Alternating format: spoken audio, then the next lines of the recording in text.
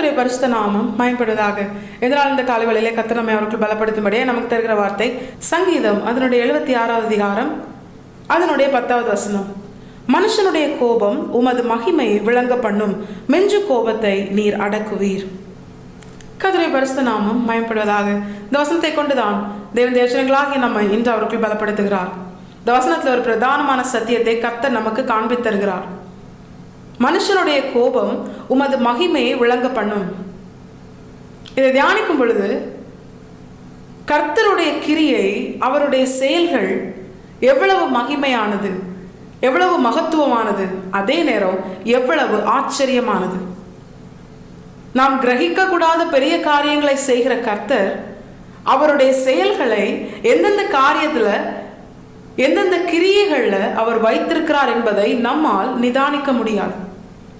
வேதத்தில் உள்ள எல்லா பரிசுத்தவான்களுடைய வாழ்க்கையில நீங்க பாத்தீங்கன்னா, ஒரு பரிசுத்தவானுடைய வாழ்க்கையில அவனுக்கென கர்த்தர் நியமித்த பாதையில அவனுக்கென கர்த்தர் வைத்திருக்கிற அந்த மகிமையான உயர்வை, ஸ்தானத்தை, அந்த ஆசீர்வாதத்தை, வாக்குத்தத்தத்தை கர்த்தர் முன்னதாகவே வார்த்தையாக, வாக்குத்தத்தமாக அவனுக்கு கொடுத்து விடுவார்.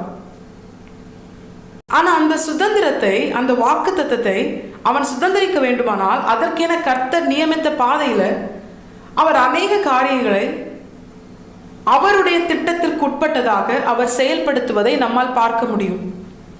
சில நேரங்களில் தேவ பிள்ளையின் வாழ்க்கையில, ஏன் வேதத்தில் சொல்லப்பட்ட பரிசுத்தவான்களுடைய வாழ்க்கையில கூட அவர்கள் நடத்தப்படுகிற சூழ்நிலை, பாதை, அவர்கள் சந்திக்கிற மனிதர்கள், போராட்டங்கள், பிரச்சனைகள், மனிதர்களுடைய கோபங்கள், மனுஷர்களிடத்திலிருந்து வெளிப்படுகிற சுபாவங்கள், இவை அனைத்தும் அந்த பரிசுத்தவான் அழிந்து போவதற்கான சூழ்நிலை போல இருந்தாலும் அந்த பாதை அவனுக்கென கர்த்தர் நியமித்த வாக்கு தத்தத்திலே அமர்த்துவதை நம்மால் பார்க்க முடியும். ஏன்னா அது கர்த்தர் நியமித்த பாதை, கர்த்தர் நியமித்த வழி, அது கர்த்தருடைய செயல். சொல்ல போன ஆண்டவருடைய ஸ்டைல். நம்மால் கர்த்தர் தீர்மானித்த வழியை, அவருடைய பாதையை, அவருடைய செயல்பாடுகளை நம்மால் நிதானிக்க முடியாது எல்லா நிலையிலும். யோசேப்பின் வாழ்க்கை அதற்கு ஒரு சாட்சி. சகோதரர்களுக்கு யோசேப்பின் மேல் வந்த கோபம் தேவனுடைய மகிமையை விளங்க பண்ணினது. எப்படி தெரியுமா? யோசேப் மேல சகோதரருக்கு வந்த கோபத்தினால அவங்க என்ன பண்ணாங்க? யோசேப்பை குழியில போட்டாங்க, கொலை செய்யணும்னு நினைச்சாங்க. ஆனா அதன் பிற்பாடு கர்த்தர் ரூபனை கொண்ட அந்த திட்டத்தை மாற்றி அவனை குழியிலே போட்டார்கள். முதலாவது அவனை குழியிலே போட்டார்கள், பிற்பாடு விற்று போட்டார்கள். அதன் பிற்பாடு போத்திபாரின் வீட்டிலே போத்திபாரின் மனைவிக்கு ஏற்பட்ட கோபத்தினால அவன் சிறைச்சாலையில் போடப்பட்டான். இப்படி ஒவ்வொரு மனுஷர்களுடைய வாழ்க்கையில அவர்களுக்கு ஏற்படுகிற கோபம், இப்படி தேவ பிள்ளைகள் வாழ்க்கையில அனுமதிக்கிற சில மனுஷர்களுடைய கோபம், அது தேவ பிள்ளையின் வாழ்க்கையில் கர்த்தர் அவர்களுக்கென நியமித்த அந்த திட்டத்தை, அந்த சுதந்திரத்தை, வாக்கு தத்தத்தை அவர்கள் பெரும்படியான ஒரு சூழ்நிலைக்கு அவர்களை வழிநடத்துகிறது. மனுஷனுடைய கோபம் தேவனுடைய மகிமையை விளங்க பண்ணுகிறது.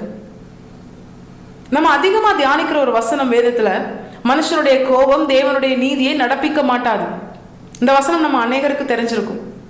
ஆனா அதே வேதத்துல தான் இந்த சங்கீதத்துல கர்த்தர் ஆசாவை கொண்டு எழுதுகிறார், மனுஷனுடைய கோபம் தேவனுடைய மகிமையை விளங்க பண்ணுவென்று. எல்லா நேரத்திலையும் எல்லா மனுஷர்களுடைய கோபமும் தேவ பிள்ளையின் வாழ்க்கையில அவர்களுக்கு எதிராகவோ தீமை செய்யும்படியாகவோ கர்த்தர் அனுமதிக்க மாட்டார். சில நேரங்கள்ல நாம் செய்கிற தவறு நிமித்தம் சில மனுஷர்களுக்கு ஏற்படுகிற கோபம் ஒருவேளை தேவனுடைய நீதியை நடப்பிக்காமல் இருக்கலாம்.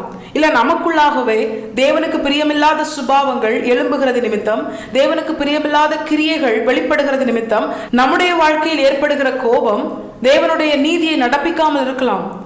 ஆனா எந்த ஒரு மனுஷன் தேவனுக்கு பிரியமாய் கர்த்தர் காண்பிக்கிற வழியில அவருக்கு பிரியமான ஒரு நிலையில தன்னுடைய வாழ்க்கையில் வாழ தன்னை அர்ப்பணித்து அவன் செயல்படுகிறானோ, யோசேப்பை போல, தாவீதை போல, அவர்களுக்கு விரோதமாய் சில மனுஷர்களுக்கு ஏற்படுகிற கோபம் அது தேவ மகிமையை விளங்க பண்ணும். இது கர்த்தருடைய நீதி. ஒரு தேவ பிள்ளைக்கு விரோதமாய் இன்னொரு மனுஷன் கோபம் கொள்கிறானே ஆனால் அவனை கொண்டு தேவ பிள்ளைக்கு ஏதோ ஒரு நன்மையை செய்ய கர்த்தர் திட்டம் வைத்திருக்கிறார். யோசேப்பின் வாழ்க்கை, தாவீதின் வாழ்க்கை இதற்கு ஒரு சாட்சி. என் புதிய ஏற்பாட்டில் கூட ஆண்டவராக இயேசு கிறிஸ்துவுக்கு விரோதமாய் யூதர் ஜனங்களுக்கு எழும்பின அந்த கோபம், அது தேவனுடைய நாமத்தை தான் மகிமைப்படுத்தினது. அது தேவ மகிமையை விளங்க பண்ணினது. தேவனுடைய வார்த்தை நிறைவேறும்படியான அந்த சூழ்நிலையை அது ஏற்படுத்தினது. ஆண்டவராக இயேசு கிறிஸ்துவை குறித்த தேவ வார்த்தை நிறைவேறினது.